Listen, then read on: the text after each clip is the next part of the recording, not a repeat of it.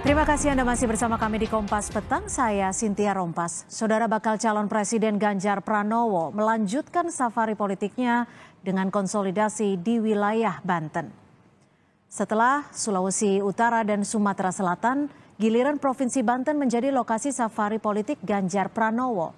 Ganjar disambut ribuan kader PDI Perjuangan di kantor DPD PDI Perjuangan Provinsi Banten di Kota Serang. Pada Pilpres 2019, pasangan Prabowo dan Sandi menjadi pemenang di wilayah Banten. Untuk memenangkan Ganjar, mesin politik partai di Banten ditargetkan hingga selevel TPS.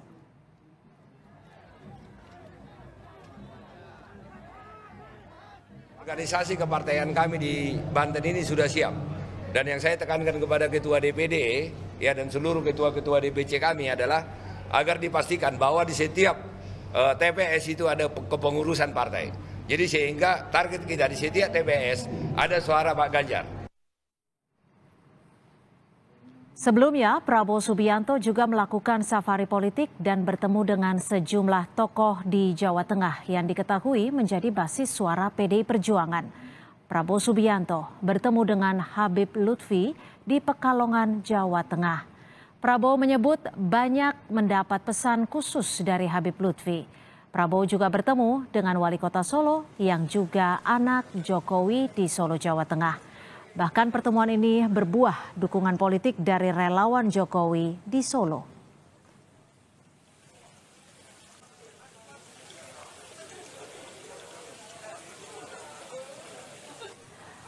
Bakal calon Presiden Ganjar Pranowo terus melakukan safari politik ke sejumlah daerah pada akhir pekan. Tak hanya di kantong suara pemilihannya, hari ini Ganjar juga mendatangi Banten yang merupakan wilayah yang selama ini jadi kantong suara bakal capres Prabowo Subianto. Apakah ini bisa mendongkrak elektabilitasnya?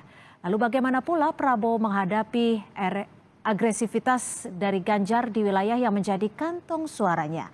Kita mengulas bersama dengan Direktur Eksekutif Indikator Politik Indonesia, Burhanuddin Muhtadi, Ketua DPP PDI Perjuangan, Pak Sukur Nababan, serta Ketua DPD Gerindra Sumatera Barat, Bang Andre Rosiade. Selamat petang, Bapak-Bapak, terima kasih sudah bergabung bersama kami di Kompas Petang. Ya. Iya, dengan Cynthia di studio Kompas TV. Saya akan ke Pak Sukur terlebih dulu nih. Apa sebenarnya yang ditawarkan Ganjar di wilayah yang selama ini sudah diketahui publik bahwa ini adalah kantong suara dari Prabowo Subianto? Ya tentu kan ya namanya calon ya kan harus keliling memperkenalkan diri, menyapa masyarakat. Nah tentu kan dengan berkeliling menyapa masyarakat tentu akan timbul simpati ya sehingga nanti pada tahun 2024 pada saat Pilpres nanti dipilih. Kan sederhananya seperti itu ya, kalau tidak keliling, tidak temuin masyarakat, tidak berbicara dengan masyarakat, ya dari mana bisa dicintai masyarakat dan dicintai rakyat. Tapi kenapa langsung menyasar Banten hari ini?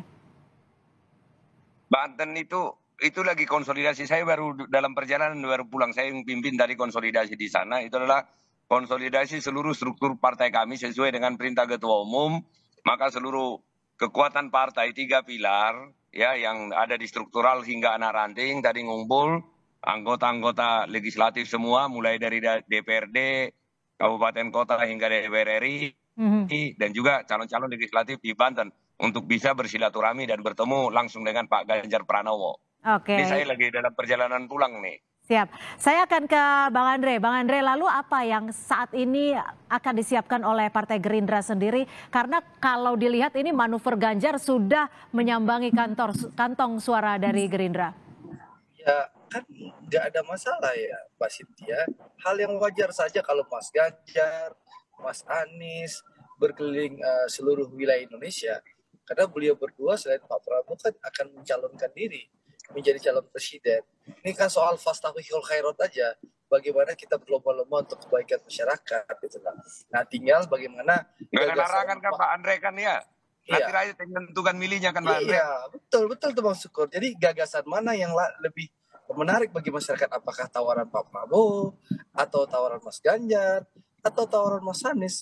Itu hal-hal yang wajar saja ya. Jadi santai-santai saja ya menanggapi manuver dari Ganjar Pranowo ya? Iya. mari kita sambut pemilu secara riang dan gembira, secara kekeluargaan. Mungkin Bu Cynthia, Mbak Cynthia, itu nggak pas bahasanya manuver ya, berkunjung ke Banten. Tadi kan saya sudah sampaikan. Gitu, jadi kalau Mbak Cynthia bermanuver kan itu nggak pas.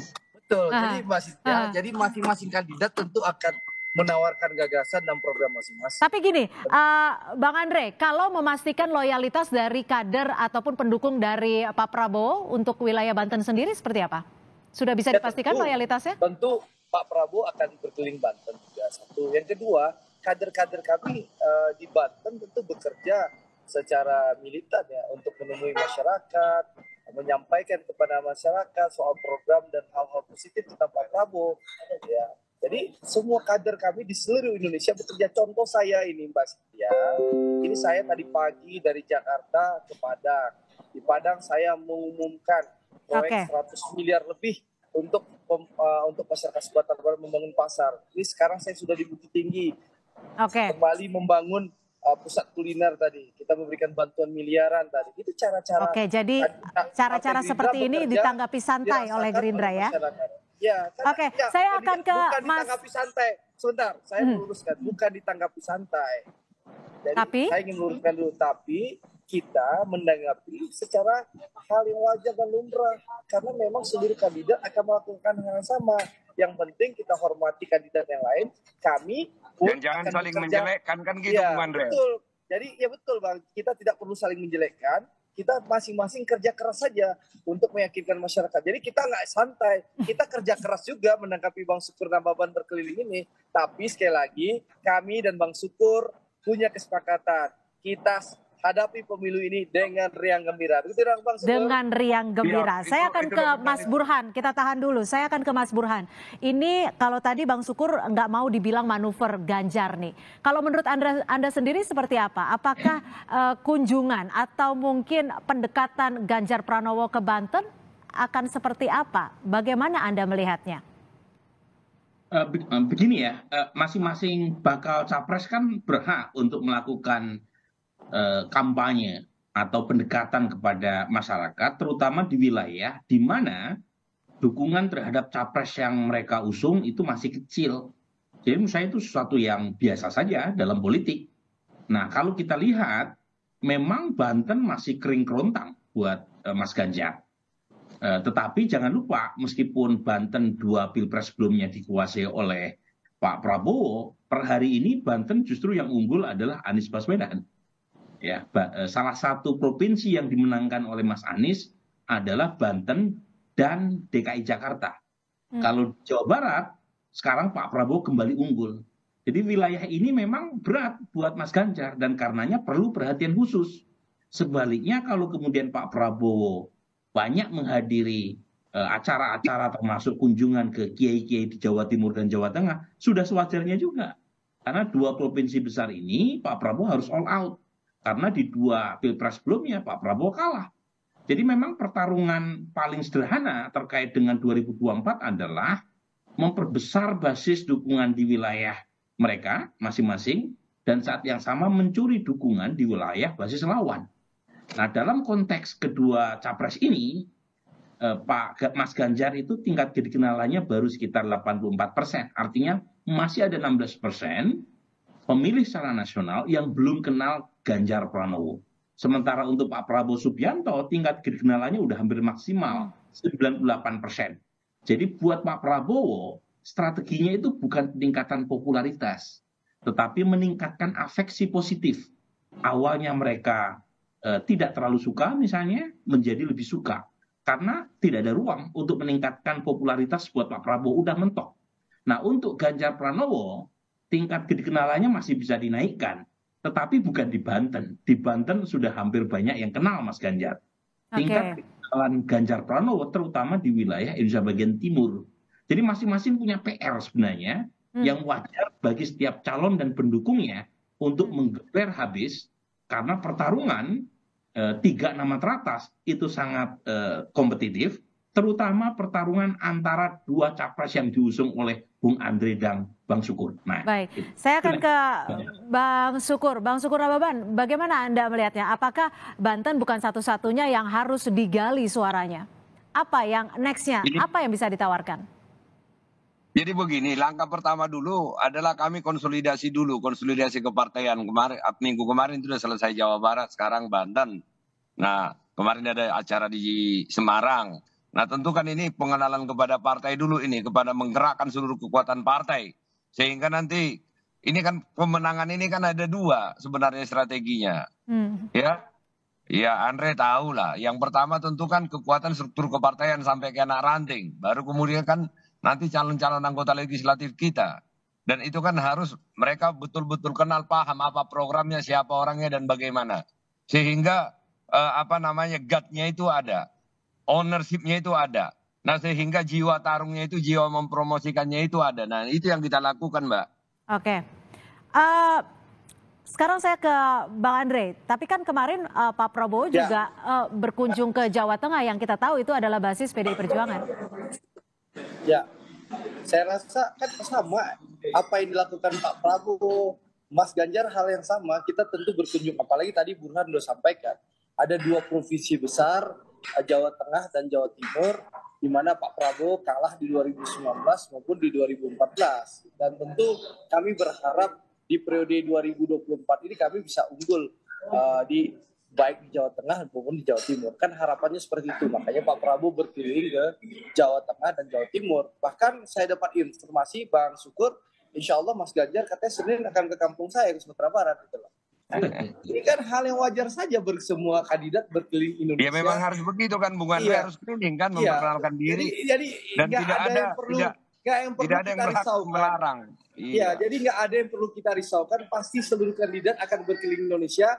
Bagaimana sekarang masing-masing kandidat, masing-masing tim sukses, masing-masing partai mendukung bekerja keras lebih giat lagi gitu loh.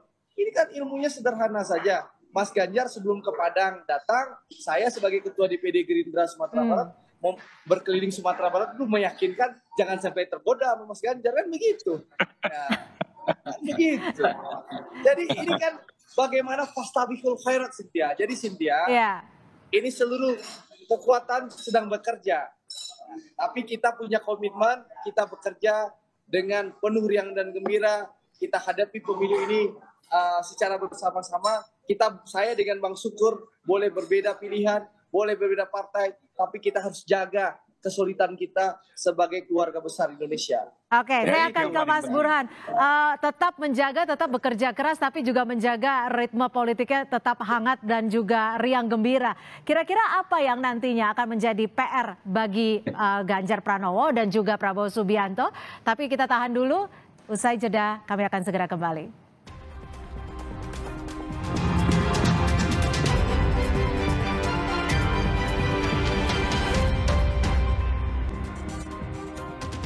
Kembali kita bahas strategi Prabowo Ganjar untuk menaikkan elektabilitas, dan kita tahu bahwa hari ini Ganjar sedang berkunjung, katanya nggak mau disebut manuver nih, ke Banten hari ini hingga besok. Lalu saya akan ke Mas Burhan. Mas Burhan, kalau melihat seperti ini, apakah strategi yang dilakukan oleh Ganjar Pranowo ini bisa mengambil suara dari dukungan kepada Prabowo? Begini ya. Tidak semua kunjungan atau kampanye yang dilakukan oleh setiap bakal calon presiden itu menghasilkan electoral return yang diharapkan. Pasti ada sukses story-nya, ada yang gagal. Nah, menarik kan begini, kalau Pak Prabowo sama Ganjar yang masuk putaran kedua, itu kan awalnya banyak yang memperkirakan keduanya ini akan menampilkan friendly match. Jadi kayak pertandingan persahabatan. Tetapi kalau kita melihat belakangan, itu sepertinya bukan friendly match, big match. Kenapa? Karena selisih keduanya ini sangat tipis. Jadi setiap langkah strategi kampanye yang dilakukan oleh kedua tim pendukung capres ini itu akan sangat menentukan hasil akhir. Nah, untuk wilayah-wilayah yang secara elektoral maupun secara historis berat, buat Mas Ganjar atau Pak Prabowo, mungkin tidak seluruhnya bisa diselesaikan oleh kedua tokoh. Tetapi mungkin bisa dibantu oleh struktur timnya maupun oleh cawapresnya. Karena bagaimanapun Banten itu bukan wilayah yang kondusif secara elektoral buat Ganjar maupun buat PDI Perjuangan. Di Banten, itu mungkin Tangerang Selatan. yang agak lumayan positif ya. Karena ini basis Pak Jokowi di 2019. Tapi di luar itu yang menang Pak Prabowo. Demikian juga dengan Jawa Tengah atau Jawa Timur. Mungkin Pak Prabowo bisa meyakinkan banyak ulama, banyak kiai-kiai besar. Tetapi untuk bisa mendapatkan hati setiap pemilih di dua provinsi ini, mungkin perlu pilihan cawapres yang bisa diterima secara primordial oleh warga Jawa Tengah atau Jawa Timur. Jadi singkat kata, cawapres menjadi menentukan siapa cawapres yang dipilih oleh Pak Prabowo, siapa cawapres yang dipilih oleh Mas Ganjar, itu juga akan membantu untuk menaikkan suara di wilayah-wilayah basis lawan. Oke, saya akan ke Bang Sukur. Bang Sukur gimana melihat ini? Kalau dilihat sepertinya Ganjar memang tidak bisa bekerja sendiri, figurnya tidak cukup kuat di Banten. Iya, capres itu, cawapres itu kan tidak mungkin bekerja sendiri. Kan ada timnya, ada partainya. Nah tentu saja, artinya sebenarnya kan yang menentukan itu adalah di samping si calon, kan orang-orang yang membawa, yang mempromosikan, yang mengkampanyekan dia. Misalnya contoh, saya misalnya di lingkungan saya, belum tentu di awal mereka suka Ganjar. Tetapi karena saya yang bicara, mereka bisa suka Ganjar. Nah kan banyak sekali parameter-parameter untuk menentukan bagaimana si calon itu menang. Karena tidak bisa itu sendirian calon. Yang menentukan menurut saya itu ya salah satunya adalah tim-tim yang mengkampanyekan atau mempromosikan si calon bersangkutan.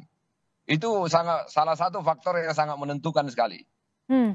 Oke, saya ke Bang Andre. Kalau dari strategi Gerindra sendiri akan seperti apa? Melihat kalau kita lihat sekarang ini Ganjar Pranowo juga sudah begitu apa ya bisa dikatakan begitu gesit gitu untuk mencari kantong-kantong suaranya. Ya, tentu kita mengantisipasi ya bahwa seluruh kandidat sudah berkeliling secara masif ke berbagai wilayah. Nah, tentu kami juga sudah meminta Pak Prabowo di akhir pekan juga berkeliling menyapa masyarakat. Itu satu ya. Kandidat kami Pak Prabowo tentu kami minta di akhir pekan setelah beliau Senin sampai Jumat menyelesaikan tugas beliau sebagai Menteri Pertahanan, Sabtu Minggu terus juga berkeliling tidak kalah dengan Mas Ganjar dan Mas Anies. Itu satu. Yang kedua, tentu struktur partai ya, caleg-caleg kita, seluruh kader kita bekerja lebih keras lagi, lebih giat lagi ya untuk terus turun ke lapangan, bertemu dengan masyarakat dan terus hadir di tengah masyarakat dan terus membawa solusi bagi masyarakat. Sehingga daya tarik Pak Prabowo dan daya tarik Gerindra ini betul-betul bisa dirasakan oleh masyarakat dan semakin dicintai oleh masyarakat. Dan itu yang sudah kita lakukan dengan evaluasi di bulan November yang lalu.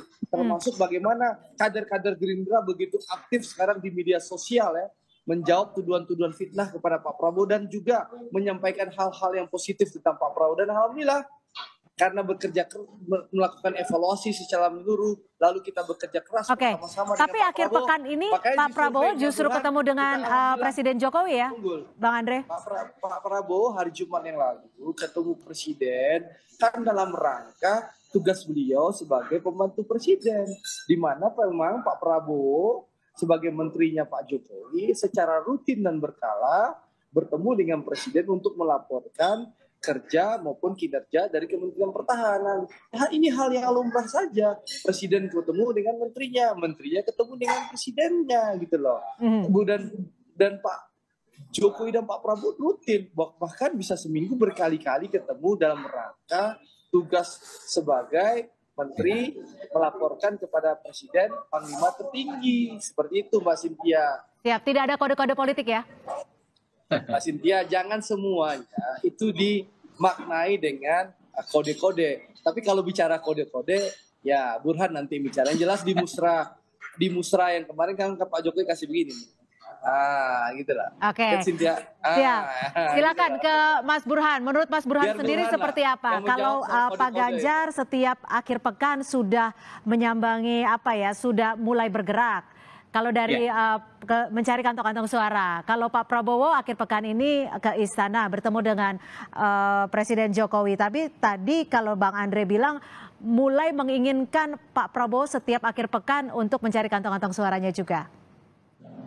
Ya, memang gini ya, kalau kita datangi secara langsung, ada 206 juta pemilih yang punya hak pilih nanti di 2024. Energi sebesar apapun yang dimiliki oleh capres maupun tim sesnya tidak akan bisa menyapa secara langsung pemilih sebanyak itu. Jadi yang paling membantu setelah selain dari kampanye secara langsung adalah kampanye via media, di media mainstream maupun di media sosial. Karena informasi atau opini yang didapatkan oleh pemilih itu diperantarai oleh media yang punya kemampuan masif mempenetrasi pemilih. Nah, pada titik itu, opini yang berkembang di media mainstream maupun di media sosial itu menentukan ke arah mana pilihan warga.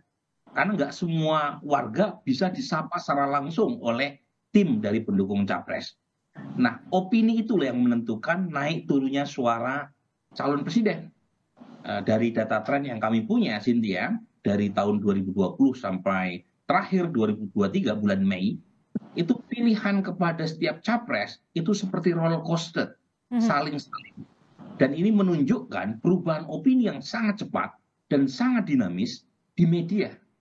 Jadi kalau misalnya tidak mampu mempengaruhi opini yang muncul di media, sulit juga buat capres atau cawapres maupun timnya memastikan dukungan tadi.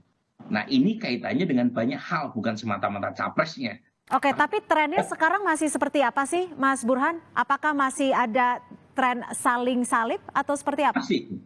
Terakhir data kami seperti halnya Kompas maupun LSI, Prabowo Subianto unggul tipis dibanding Ganjar Pranowo. Selisihnya memang tidak signifikan secara statistik, tetapi kalau kita bandingkan dengan akhir 2022, bahkan sampai Februari 2023, itu Pak Prabowo masih berada di peringkat kedua. Di tahun lalu itu disalip sama Anies Baswedan. Jadi ada perubahan yang menurut saya menarik untuk kita ikuti, dan itu kebetulan berkaitan dengan dua peristiwa besar.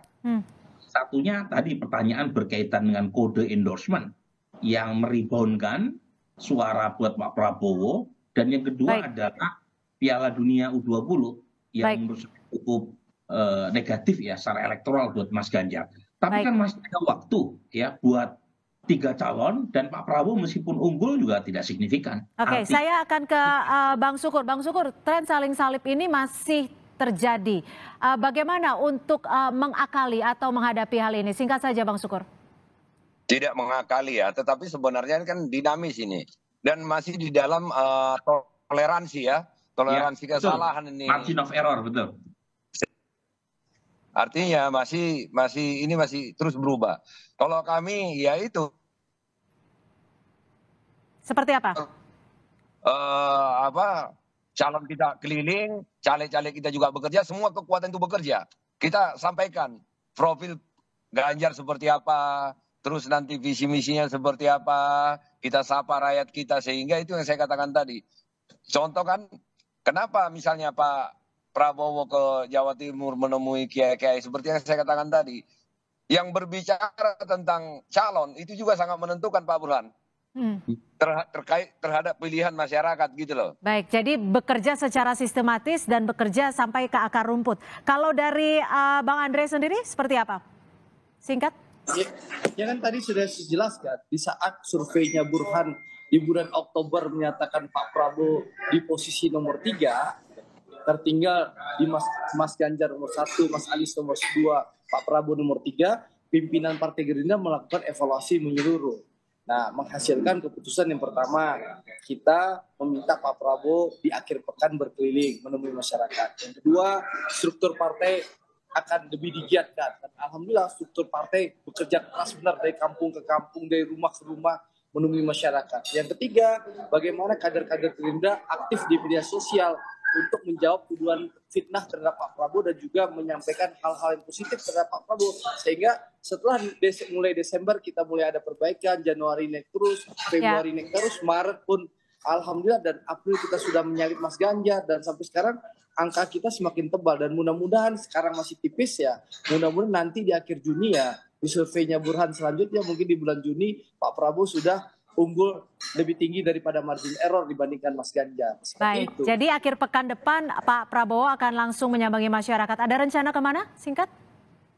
Ya, saya belum tahu ya Belum tahu ya? karena saya sekarang lagi fokus Oke. di Sumatera Barat, mengamankan dulu Sumatera Barat, jangan sampai Baik. diganggu-ganggu oleh Bang Sukur gitu lah. Baik, baik. Jadi meskipun tren saling salib ini masih ada, tapi masih sangat dinamis sekali. Kita nantikan seperti apa strategi-strategi dan juga manuver yang apa ya bisa dibilang riang gembira seperti itu. Terima kasih Bang Andre Rosiade, Ketua DPP Gerindra Sumatera Barat, dan juga Bang Sukur Nababan, Ketua DPP PDI Perjuangan, serta Mas Burhanuddin Muhtadi, Direktur Eksekutif Indikator Politik Indonesia, sudah bergabung bersama kami di Kompas Petang. Terima kasih.